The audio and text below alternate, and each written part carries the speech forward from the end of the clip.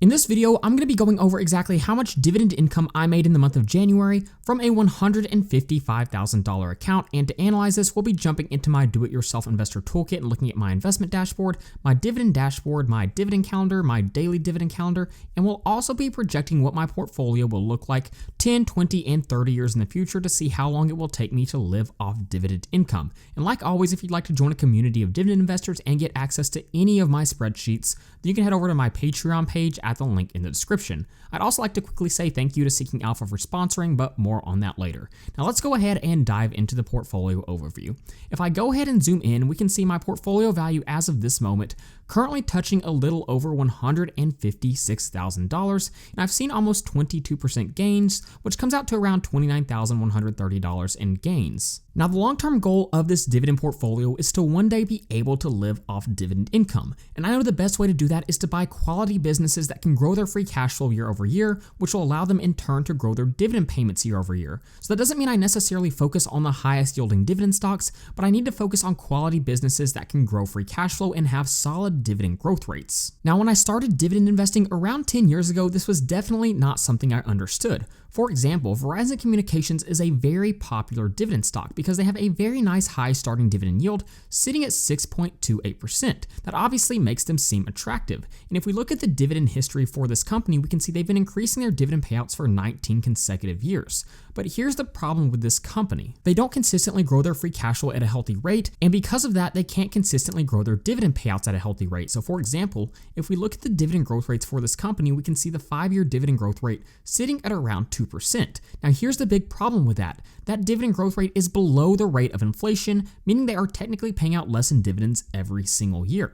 And if we look at the 10-year performance for this company, it has way underperformed the S&P 500, down around 9.37%. So again, the focus for my portfolio is to not necessarily buy the highest yielding dividend stocks, but to buy quality businesses that can grow their dividend payouts every single year. And so because of that, I added one new addition to my portfolio in the month of January. I felt this company is a quality business that will grow their free cash flow and dividend payments in the future, and it was trading at a great value at the time I bought in, and that company was Louis Vuitton, stock ticker LVMHF. Now it's currently trading at $842.75, but I bought in at around $707 per share, which is around this range right here on January 16th. And if we jump over to my growth chart here on my do-it-yourself investor toolkit and blow this tab up, we can see I'm already up a little over 19% on this position after they recently announced a very nice earnings report. Now this was only the second addition I've made to my portfolio over the last 6 months or so, and the other addition was waste management. I'm currently up around 20.68% on this position as well. I believe this company will have slow but reliable growth in the future, and both of these companies will help me achieve my long-term goal of living off dividend income. Now looking at this growth chart, we can see I've had a few big winners in my portfolio so far. My biggest winner is Broadcom, stock ticker AVGO. I'm currently up a little over 134% on this position. We also have Caterpillar, I'm up around 73%, JP Morgan around 64.5%, and then we have Microsoft, I'm up around 52.7%. So yes, definitely some big winners, but we also have some other nice dividend growers in this portfolio that have performed fairly well, such as Starbucks, I'm up around 19%. We can see Lowe's around 22%. We have Domino's Pizza, I'm up 30%. Stocks like Bank of America, I'm up 23.5%. And over here, one of my favorite dividend growth stocks, Visa, I'm up around 38.78%. Now we can see I have a couple of losing positions as of right now as well. We can see Realty Income, I'm down around 1.34%, and then 3M stock, I'm down around 23.71%. But for the most part, almost all the holdings in my portfolio have taken a part of the huge bull run we've seen over the last year. Now to be completely transparent, like I just mentioned, Louis Vuitton was the only new addition to my portfolio this month, but I did add a little bit of capital to 2 other positions. Now, one of the strategies with my portfolio when the market is high is to dollar cost average into my favorite dividend growth ETF, and that is SCHD, the Schwab US Dividend Equity ETF. While I am trying to build up a larger cash position right now, I do think it makes sense to consistently dollar cost average into quality dividend growth ETFs such as SCHD so you can take part in massive bull runs. Now the other stock that I added some new shares of this month was Starbucks Corporation. I only added a couple of shares, so not a whole lot of new capital was added to this position, but I did feel like they were trading at a pretty decent value at around $91 per share when I added more shares. I think the future growth of this company will be solid long term, especially as they expand into international markets. Now, if we jump back over to my do-it-yourself investor toolkit, you can again see my allocation chart right here. I'm currently sitting at around 12% cash and around 88% stocks. Now, my cash position in October got as low as around 3 or 4% as I deployed a lot of new capital into stocks that I felt were trading at a very good value at that time. Now, typically I aim to invest around $2,500 every single month, but I have contributed quite a bit less over the past few months as I feel most stocks on the market are quite a bit expensive at this time. We can see my total holdings sitting at around 30. Long term, I would like to get this closer to 25. Here we have my cost and market value chart. This is basically just a way to see how my positions have performed over time by looking at their cost versus their market value.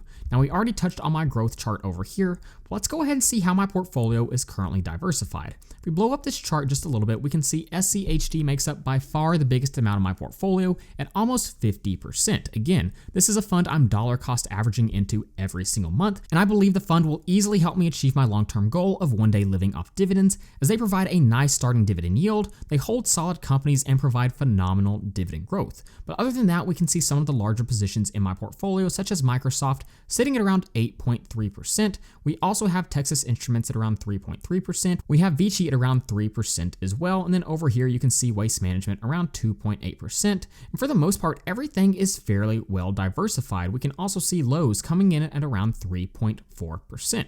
If we scroll down even further, we can see my stock allocation by industry. I think this is very important to understand if you're tracking your dividend portfolio. Now, 50% of my portfolio is into SCHD, and I just have that listed as an ETF right now. In the future, at some point, I'll probably break that down a little bit more to be more specific. But other than that, we can see technology makes up around 16.3% of my portfolio. We have financials at around 8.3%, consumer cyclical around 7.9%, real estate 6.1%, and consumer defensive coming in at 5.1%. Then a couple of smaller positions such as industrials at 3.8%, healthcare at 2.3%, then a small position in energy at 0.6%. Now let's go ahead and jump over to what everyone wants to see, and that is my dividend dashboard. So in the month of January, if we go ahead and zoom in and scroll down, you can see I made $206.96 in dividend income. And if I blow up this chart a little bit, you can easily start to see a steady trend upward. And in fact, last month was my highest month of dividend income ever at $934.25. That was an absolutely massive month. And again, you can kind of see a trend of having one high month followed by a couple of lower months, a high month, a couple of lower months, and again, last month my highest month. This month coming in at around $206. I expect next month to be around the same, but maybe a little bit higher, but the month after that will be by far my highest month of dividend income ever. I'm expecting it to potentially be over $1,000. And again, this chart really shows the snowball effect is starting to take place. When you start out dividend growth investing, the process can feel very slow starting out, but out of nowhere, that dividend snowball really starts to take off. Let's go ahead and shrink this chart and go back up here to the top, and we can see some key dividend dashboard metrics. My expected yearly dividend income is now sitting at $4,956. Now, if you've been watching the channel for a while, you know it was previously a little over $5,000, but because I recently sold out of some higher yielding positions and reallocated that capital into Louis Vuitton, my current yield on my portfolio is a little bit lower. Now, the beautiful thing about this is I believe this will provide me with more dividend income long term, because those high yielding dividend stocks wouldn't be growing their dividends, but Louis Vuitton will do a great job of growing those dividend payouts moving forward, even though they have a low starting dividend yield of 1.64%. So again, short term, it feels like I'm making less dividend income, but long term, this will provide more dividend income. We can see my average monthly dividends now sitting at $413 every single month. And here's what's really beautiful about that. Even if I didn't contribute any new capital to my portfolio, my dividend income could still grow two ways. On average, I would still have $413 being reinvested right back into my portfolio. And also, because I hold quality dividend growth stocks, the holdings in my portfolio will increase their dividend payouts every single year. So again, my portfolio is almost on autopilot at this point. Lastly, we can see my portfolio dividend yield on cost sitting at about 3.71% and my all-time dividend income close to $5,500. Here we can see my portfolio value over time, again, steadily trending upwards, something I love to see. And if we scroll down here, we can see my projected annual dividend income. Again, clearly it is headed in the right direction. We had a slight decrease this month, but again, that's not because of a dividend cut or anything like that. That's simply because I reallocated some capital. If we scroll up, we can actually look at what I think is one of the most important charts on this dashboard, and that is my dividend income by industry. And this is something a lot of dividend investors fail to track, but it's important you know where your dividend income is coming from, because if it's all coming from one single industry, a lot of that dividend income could potentially be at risk if something happened to that industry. So for example, ETFs provide around 54% of my dividend income, and we can see real estate, for example, provides 10% of my dividend income. But although it provides 10% of my dividend income, we can see it only makes up around 6.1% of my dividend portfolio. So there are some differences there that you have to understand.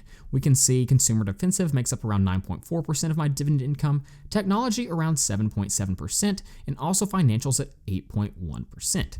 Now, if we zoom out, one of the next charts I want to look at is my dividend income by each individual stock. I'll go ahead and zoom in a little bit more so that you can see better, but SCHD clearly provides the vast majority of my dividend income, and they're currently paying me a little over $2,686 every single year, and those dividends are growing, keep that in mind. We can also see MO is a big dividend payer for me, currently paying me around $326. We have Realty Income paying me around $286, Vici Properties around $240, but for the most part, these dividend payments are fairly well diversified.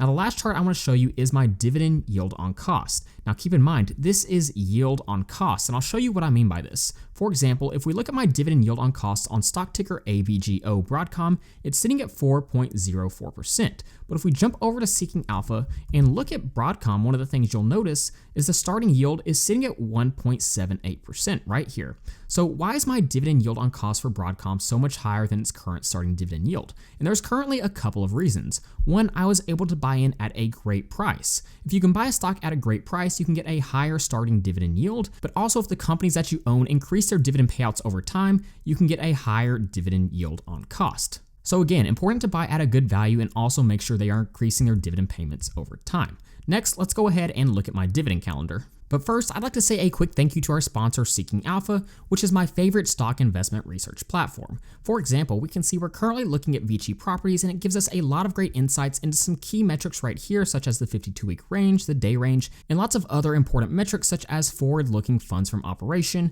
dividend payout, and the current dividend yield. But as a dividend investor, I want even more dividend investing insight. So if we click on the dividend tab here, we can look at the company's dividend history and see those dividend payments over time. We can easily look at how safe those dividend payments are by looking at things like the AFFO payout ratio. Since Vici is a real estate investment trust, we can see the dividend growth over time, something extremely important to me since I invest in quality companies that increase dividend payouts. We can also see how the dividend yield has changed over time, and Seeking Alpha even gives us a dividend scorecard, breaking it down in one easy to look at dividend summary. We have easy access to all the key financial statements, something I look at pretty frequently, and we can also compare them to other companies and metrics such as the S&P 500 over different periods of time. We can easily put them up against their peers and see how they perform against their peers. And something else that is really cool is you can also get analysis from Seeking Alpha analysts. And I'm also happy to say that I am now a Seeking Alpha analyst. So for example, you can see right here, I recently wrote an in-depth breakdown of Vici Properties and why it's one of my favorite real estate investment trusts moving forward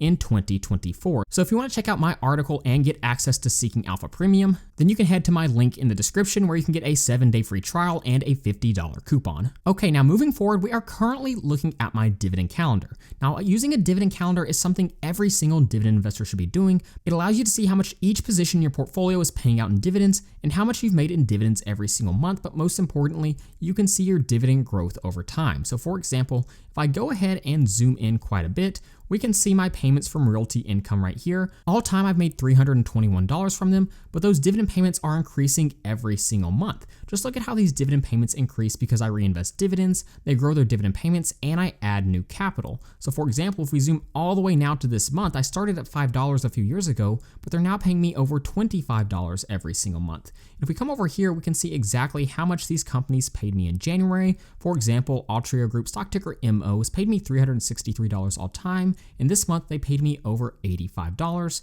Realty Income paid me $25.30. Vici Properties a little over $60. Scroll down a little bit more, we can see JP Morgan at $10.87. JEPI at $10.57. Scroll down, and my last dividend payment was a small one from Cisco at $1.61. Now the next thing we'll look at is my daily dividend calendar. Again, I think this is another important way dividend investors should be tracking their dividend income. For example, if I scroll down, we can see my 2023 daily dividend calendar. This tells me exactly how much I made in dividends in 2023, what my highest day was, and it was $730. It's a pretty massive day. That's pretty exciting. But overall, this calendar shows me exactly how much I made in dividend income on each day of the year. Now, January just started, so my 2024 daily dividend calendar is looking a little bare, but again, my highest day so far this year was $85.33. That was my payout from Altria Group. So if we go ahead and zoom in, we can see on the 3rd, I got paid around $10.57. On the 4th, over $60. The 10th was my highest day so far this year at $85.33. 11th was a good day at $13.12, and the 12th, $25.30. And then I got paid $1.61 on the 24th, and on the 31st, $10.87. So it wasn't my highest month of dividend income, but this is a great way to track my dividend income over time. So like I mentioned earlier, and I've mentioned so often before on this channel, the end goal of my portfolio is to one day be able to live off dividends. So one of the things I love to do is to project what my future portfolio will look like. And that's something I have listed here on my investment dashboard, but let's go ahead and break it out into more detail. Now, the first thing we need to look at is my monthly cost of living. Now, keep in mind, inflation compounds over time just like any other investment. So if your cost of living right now is around $4,000 a month and inflation averages around 2%, in 30 years your cost of living would be closer to around $7,245. So to be able to live off dividends, you need to get your average monthly dividend payments above this black line and to stay above this black line. So again, that's why it's so important to invest into dividend growth stocks that increase their payouts faster than the rate of inflation. But if we jump over to my portfolio projection tab, I'll go ahead and zoom in and show you some of my assumptions. For example, my starting portfolio size is around $155,000. My aim is to average contributions of around $2,500 every single month. And again, you can switch this between monthly and lump sum if you want to play around with the numbers when you download the spreadsheet. But again, my average starting yield for this portfolio is sitting at around 3.5%, and I'm projecting a dividend growth rate of 7% and a price growth rate of around 7%. Now, I do think it's possible I achieve higher growth rates than 7% and dividend growth rates of 7%. For example, over the past decade, SCHC was around 11% price growth rate and a 12% dividend growth rate, but I do want to be somewhat conservative with my projections. But once I projected this out, if we jump over to my Live Off Dividends Analysis tab, I'll zoom out. This chart is telling me exactly how long it will take to live off dividends. This black line is my monthly cost of living and the red line is my monthly dividend payments. So the point at which my red line passes the black line is the point at which I can live off my dividend payments indefinitely because the dividend growth rate of my portfolio is higher than the rate of inflation. So let's go ahead and figure out exactly what point that is and how far away I am from living off dividends. We can see right here we have my Can You Live Off Dividends tab. We're looking for when my monthly dividend surpasses my monthly cost of living. So if we start scrolling down, we can see after 5 years I'm still not there. After 10 years, I'm still not there. But after a little over 15 years, it looks like living off of dividends could be my reality because my monthly dividend payments on average would be higher than my monthly cost of living, meaning at that point I could live off dividends. And at that point, my account value could be over $1.8 million. And this would all come from total contributions of around $617,000. So let's go ahead and look at this from kind of a dashboard perspective. 5 years from now, if I reinvest all my dividends, my yearly dividend payments could be around $15,904. 15 years, my yearly dividends could be over $62,000. And 30 years from now, this is where things get crazy. Assuming those same assumptions I showed you just a second ago, I could be making around $330,000 every single year in dividend income with a portfolio value of over $9.45 million. Now, things change pretty dramatically if I don't reinvest any dividends during that time period. I can toggle and show you if I don't reinvest dividends. 30 years from now, my yearly dividends would drop all the way to $144,000, which is still pretty phenomenal, but it's quite a bit lower than if I did reinvest dividends during that time period. My portfolio value would also be more than slashed in half if I don't reinvest dividends during that time period. So again, obviously reinvesting your dividends is extremely important to build a portfolio that is a compounding machine. So there you go, that's exactly how much I made in dividend income in the month of January. Like always, if you'd like to download any of my spreadsheets, then you can head over to my Patreon page at the link in the description. I also send out a free newsletter at the end of every week on Friday, giving you more insights on what it takes to build a dividend portfolio kingdom. Lastly, again, thank you to Seeking Alpha for sponsoring this video. Link to everything I just mentioned is in the descriptions and in the pinned comment. So with all of that being said, thank you guys so much for watching this video, and please don't forget to like and subscribe to the channel.